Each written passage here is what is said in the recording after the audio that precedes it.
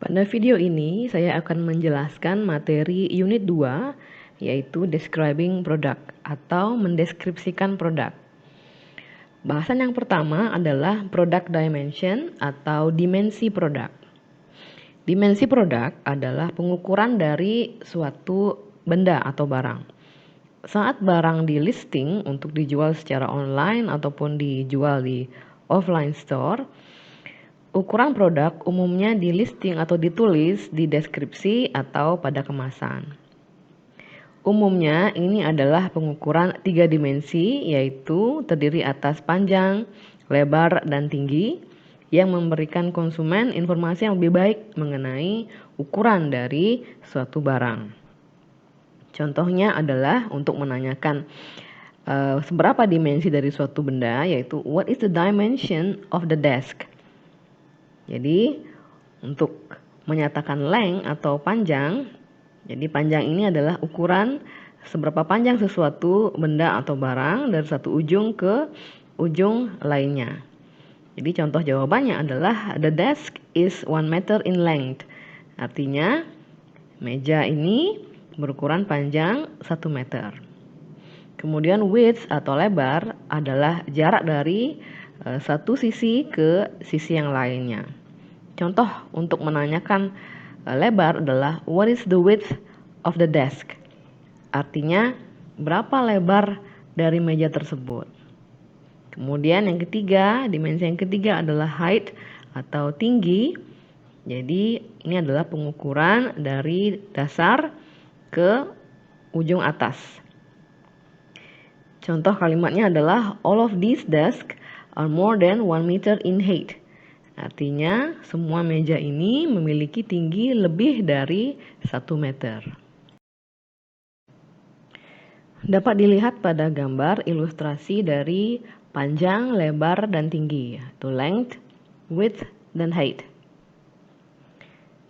Bahasan berikutnya adalah asking about product dimensions atau menanyakan mengenai dimensi produk. Untuk menanyakan panjang atau length, terdapat beberapa variasi pertanyaan yang dapat digunakan. Yang pertama adalah what is the length of the pool? Kemudian how long is the pool? Artinya sama, yaitu berapa panjang dari kolam tersebut.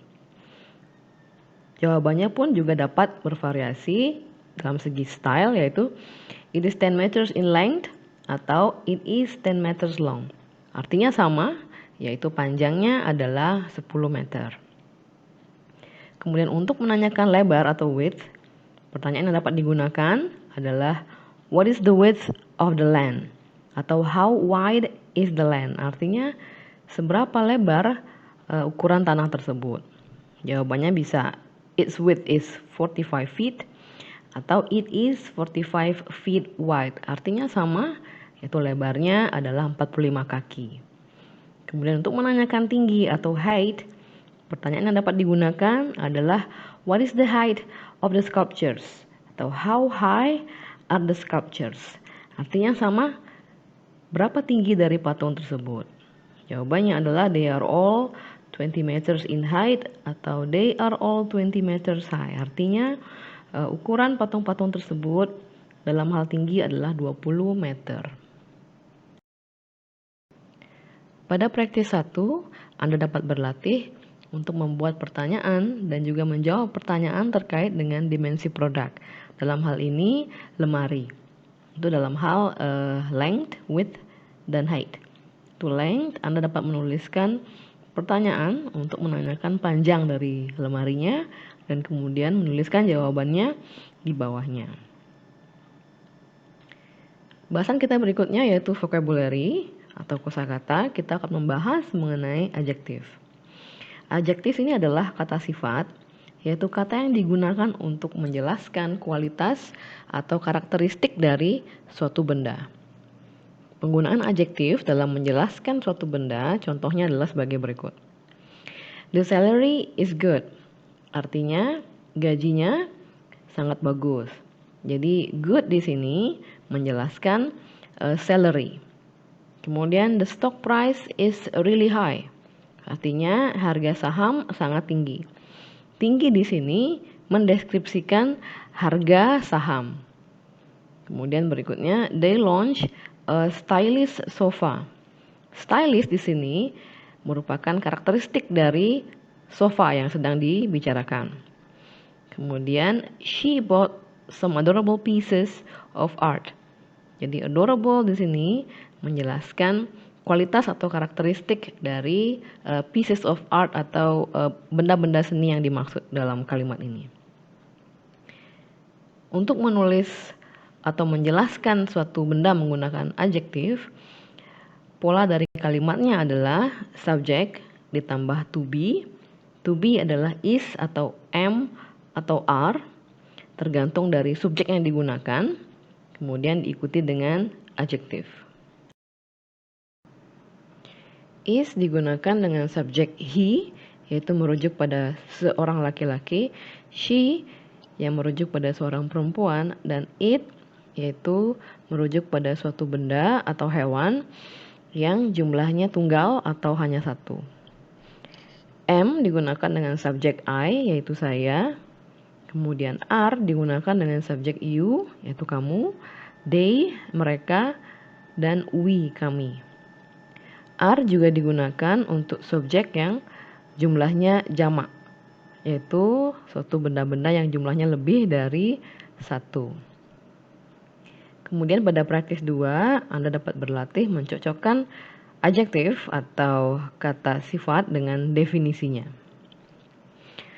Pada praktis 3, Anda dapat berlatih dan menambah kosakata terkait dengan kata sifat atau adjektif dengan menambahkan lawan kata dari adjektif yang tertulis. Contohnya thin, lawan katanya adalah thick, di mana thin itu artinya tipis dan thick artinya tebal.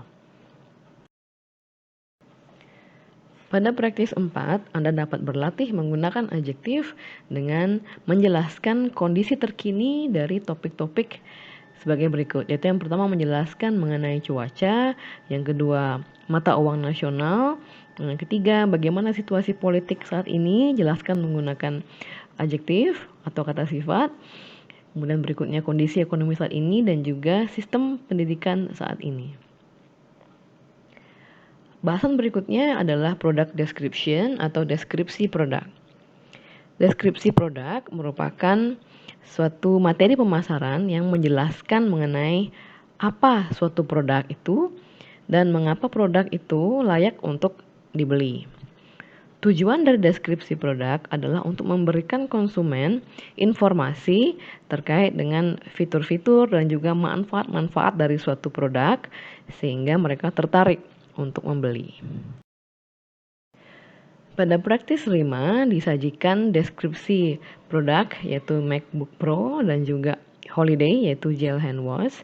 Silahkan Anda membacanya, kemudian jawablah pertanyaan-pertanyaan berikut. Yang pertama yaitu what do you think of the product? Bagaimana menurut Anda produk yang dideskripsikan tersebut?